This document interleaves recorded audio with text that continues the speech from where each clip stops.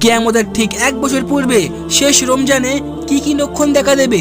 কিতাবুল ফিতানে ইমাম নাঈম ইবনে হাম্মাদ একটা প্রতিষ্ঠিত হাদিসের ব্যাখ্যা করেছেন। হুজুর সাল্লাল্লাহু আলাইহি ওয়াসাল্লাম ইরশাদ করেছেন, কিয়ামতের আগে এমন এক রমজান মাস আসবে যেখানে সমস্ত মখলুক একটি বিকট আওয়াজ শুনতে পাবে। সমস্ত মখলুকাত এই আওয়াজটিকে শুনে আশ্চর্য হয়ে যাবে এবং এই আওয়াজের খোঁজ করতে থাকবে যে এই আওয়াজ কোথা থেকে আসলো, কিন্তু কেউ এর খোঁজ পাবে না।